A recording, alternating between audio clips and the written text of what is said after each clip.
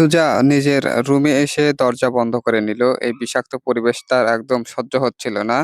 সুজা দীর্ঘ শ্বাস ফেলে বলে, "না, এসব নিয়ে আমি আর ভাববো না। আমাকে স্বাভাবিক হতে হবে।"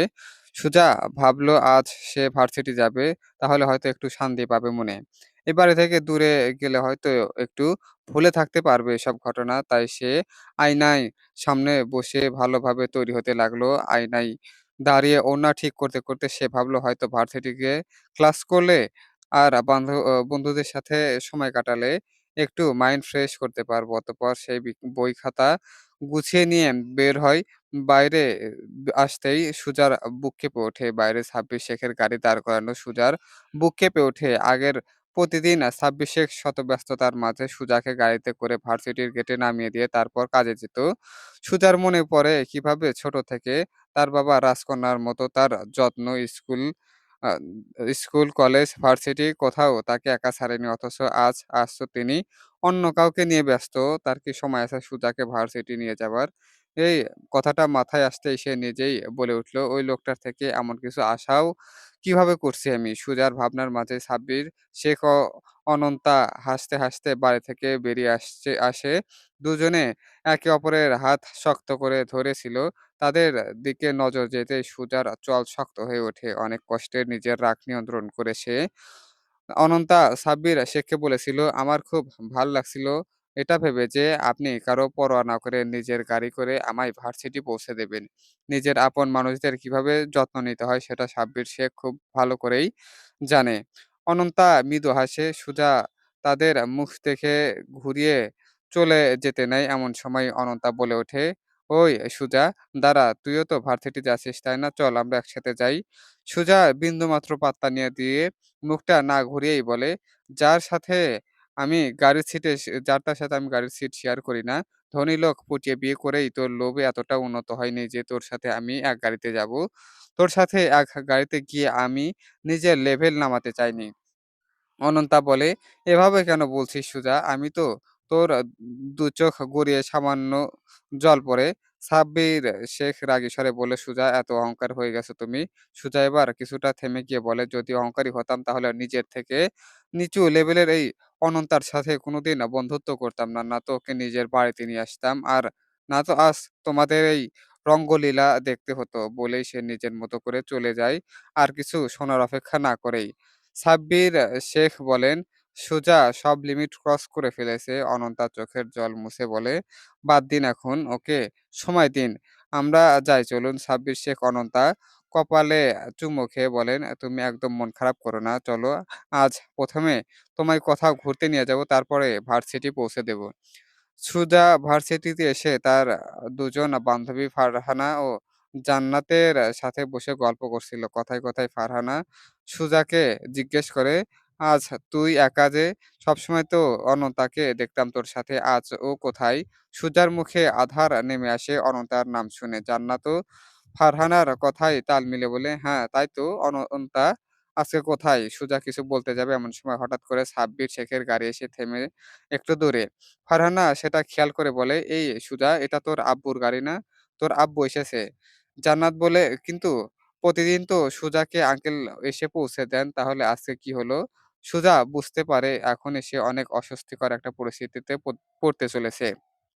তাই সে উঠে দাঁড়ায়। এমন সময় গাড়ি থেকে নামে সাব্বির শেখ ও অনন্তা। দুজনকে বড্ড হাসিখুশি লাগছিল। সাব্বির শেখ অনন্তার উদ্দেশ্যে বলে, "সাবধানে থেকো। ছুটির সময় আমি আবার তোমাকে নিতে আসবো।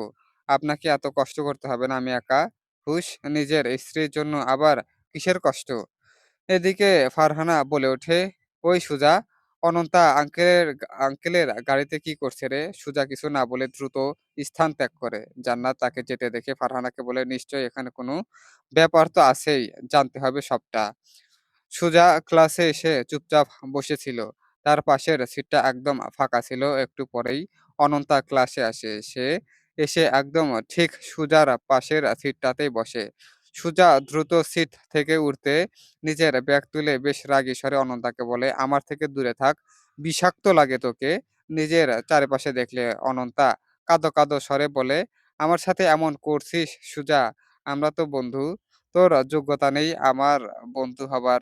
বলেই সুজা অন্য একটা সিটে এসে বসে ফারহানা ও জান্নাত এই ব্যাপারটা লক্ষ্য করে দূরে থেকে।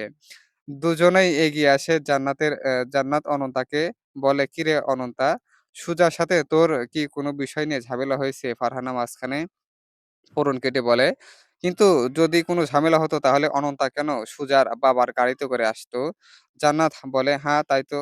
এই অনন্তা, তুই সুজার বাবার গাড়িতে করে কলেজে এলি কেন? আর আজ হঠাৎ গাড়ি উম গা শাড়ি পড়েছিস এভাবে, ঘোমটা দিয়েছিস, তোকে তো একদম বইয়ের মতো লাগছে।" অনন্তা কিছুটা লাজুক স্বরে বলল, "হ্যাঁ, মানে আমি সুজার বাবাকে বিয়ে করেছি।" কথাটা শুনেই ফারহানা ও জান্নাত হতবাক হয়ে যায়।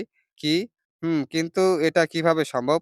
"অসম্ভব কিভাবে? দুটো মানুষ যদি একে অপরকে ভালোবেসে বিয়ে করে সেখানে অসুবিধার কি আছে? কিন্তু তোদের বয়সের ব্যবধানটা, আর তাছাড়া উনি তো সুজার বাবা, বয়সে শুধু একটাই সংখ্যা। আর আমার কাছে উনি একজন মানুষ যাকে আমি ভালোবেসেছি।" জান্নাত একটু পেট পাতলা টাইপের। খবরটা শুনেই সে মনে বলে, "বাহ! সকাল সকাল তো দারুণ একটা টপিক পেয়ে গেলাম। ভাগ্যি গবিশ করার।" খবরটা সবার সাথে শেয়ার না করলে হচ্ছে না। এদিকে ফারহানা অনন্তার উদ্দেশ্যে বলে, "কিছু তো লজ্জা কর বোন। নিজের থেকে দ্বিগুণ বয়সী একটা লোক, যে তোর বান্ধবীর বাবা, তাকে বিয়ে করেছিস। আবার নির্লজ্জার মতো দাঁত কেলাচ্ছিস। এজন্যই সকাল থেকে সুজাকে দেখে অন্যরকম লাগছিল।" অনন্তা ফারহানার কথায় বেশি পাত্তা না দিয়ে বলল, "সত্য স্বীকার করতে আমার কোনো লজ্জা নেই। আমি ভালোবেসেই উনাকে নিজের স্বামী হিসাবে স্বীকার করেছি। তোর এত জ্বলছে কেন?" ফারহানা বলে ওঠে, "বেহায়া মেয়ে কোথাকার!" বলেই সে সুজার কাছে গিয়ে বসে। সুজার চোখে তখন জল। ফারহানা সুজার কাঁধে হাত দেয়। সুজা তার দিকে তাকায়। তার চোখ জ জলে ছলছল করছে। ফারহানা তার দিকে করুণার দৃষ্টিতে তাকায়। অতঃপর তার কাঁধে হাতটা শক্ত করে রেখে বুঝিয়ে দেয়, "আমি তোর পাশে আছি।" সুজা ক্লাস শেষ করে উঠে চুপচাপ বাইরে চলে আসে। অনন্তাকে দেখে তার মন মেজাজ এমনিতেই চরম খারাপ। তাই সে আর এই পরিস্থিতিতে বসে থাকতে পারছিল না। ক্যাম্পাসে আসতেই সুজা খেয়াল করে তার কিছু বন্ধু-বান্ধব তার দিকে অদ্ভুতভাবে তাকাচ্ছে। সুজা বুঝতে পারে সবাই কেন তাকে এভাবে ঘুরছে। সুজার ভাবনার মাঝে জান্নাত আরো ২-৩ জন মেয়েকে নিয়ে এগিয়ে আসে। সুজা কিছু বুঝে ওঠার আগেই জান্নাত এগিয়ে এসে তাকে বলে, "কিরে সুজা, শুনলাম অনন্তর সাথে নাকি তোর আব্বুর বিয়ে হয়েছে। অনন্তা তো সবাইকে এটা বলে বেড়াচ্ছে। কথাটা কি সত্যি নাকি মজা করছিস?" জান্নাতের পাশে দাঁড়ানো আরেকটা মেয়ে বলে, "আরে মজা কেন হবে? সকালে তো নাকি অনন্তাকে সুজার বাবা গাড়িতে করে ক্যাম্পাসে আসতে দেখা গেছে। তার মানে ব্যাপারটা সত্যি। আমাদের একবার দাওয়াতও দিলি না সুজা।" বলেই একটা মেয়ে বিদ্রূপের হাসি হাসে। সুজার ক্রোধে মাথা ফেটে যাচ্ছিল। সে রাগী স্বরে বলে, "হয়েছে তোদের গসিপ গ্যাং এর গসিপের পার্ট শেষ। তাহলে আমি এখন যেতে পারি? এত রেগে যাচ্ছিস কেন সুজা? আমরা তো শুধু শোন, আমি তোদের মতো বোকা নই যে সারাদিন বসে অন্য মানুষের পার্সোনাল লাইফ নিয়ে গসিপ করব। আমার আরো অনেক কাজ আছে। So give me space." এর মধ্যে ফারহানও সেখানে চলে এসে সুজার এই অবস্থা দেখে এগিয়ে এসে বলে, "কিরে মৌমাছির দলের মতো সুজাকে ঘিরে ধরেছিস কেন? আর জান্নাত, তোর খেয়ে-দেয়ে কোনো কাজ নেই? একটা খবর পেয়ে সেটা সবাইকে জানাতে হবে। পেটের কিছু রাখতে পারিস না?" জান্নাত বলল, "তুই আমাকে দোষ দিচ্ছিস কেন? অনন্তাই তো সবাইকে বলে বেড়াচ্ছে যে সুজা এবার ক্ষোভে ফেটে পড়ে।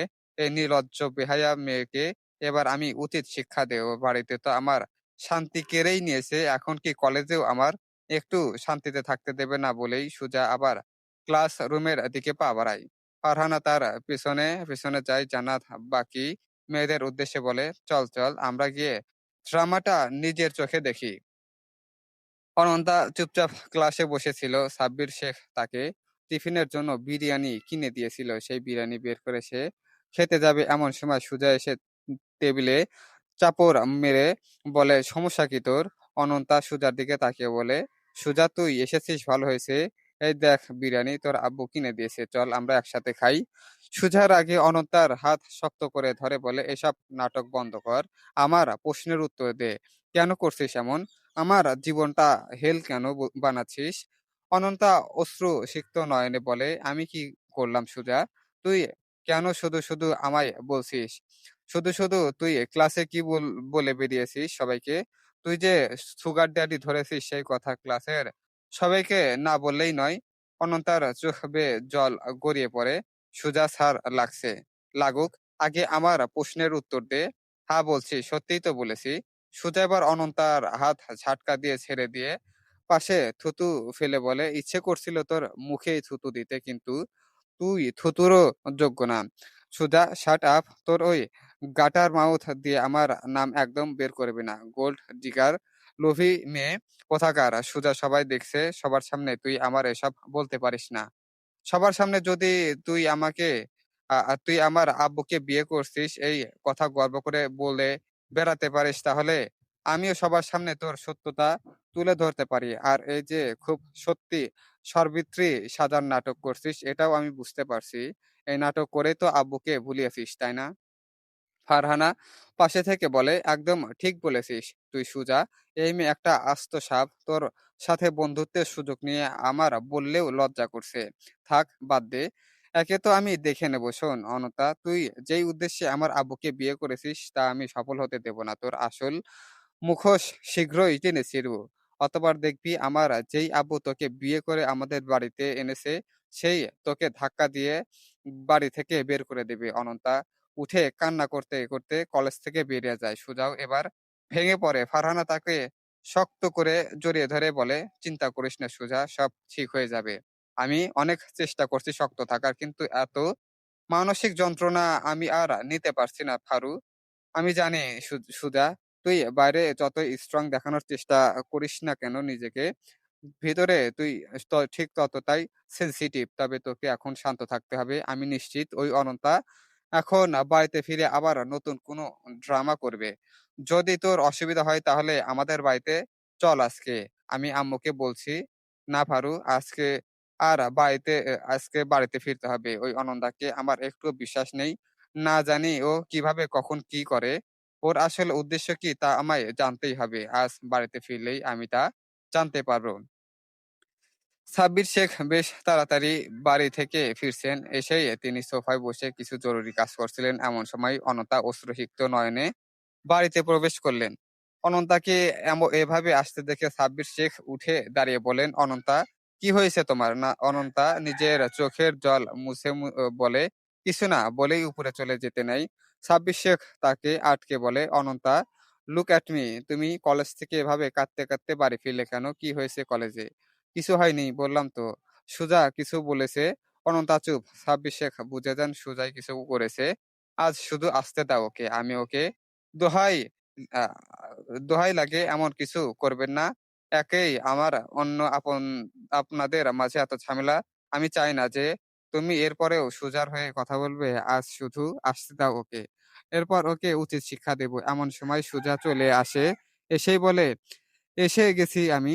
নিন কি করবেন করুন।" সুজাকে দেখেই সাব্বির শেখ ক্রোধের সাথে এগিয়ে এসে বললেন, "কি করছো তুমি অনন্যার সাথে? ও কেন কাঁদতে কাঁদতে বাড়িতে ফিরল?" সুজা ড্রাম কেয়ার ভাব নিয়ে বলে, "ও যেটা ডিজার্ভ করে সেটাই করেছি। ওকে ওর স্থানটা বুঝিয়ে দিয়েছি। সামনে আরো বুঝিয়ে দেব। Any problem?" সুজা, আপনার ধমকে আর ভয় পাই না আমি, মিস্টার শেখ। তোমার স্পর্ধা দেখে আমি অবাক হচ্ছি। এতটা অভদ্র হয়েছো তুমি, তাও ভালো এট লিস্ট লুচ্চামি করে নিজের হাঁটুর বয়সী কাউকে বিয়ে করিনি। সুজা বলেই সাব্বির শেখ সুজার গালে থাপ্পড় দিতে যান। এমন সময় একটা বলিষ্ঠ হাত এসে তাকে আটকায়। সাব্বির শেখ হতবাক স্বরে বললেন, "সোহেল, তুমি আপুকে মারছো কেন আব্বু?" ক্ষোভের সহিত বলে, 18 বছর বয়সী সোহেল। ভিডিওটি ভালো থাকলে অবশ্যই লাইক, কমেন্ট, শেয়ার এবং সাবস্ক্রাইব করে পাশে থাকবেন। আর চলবে ভুল ত্রুটি ক্ষমা সুন্দর দৃষ্টিতে দেখবেন।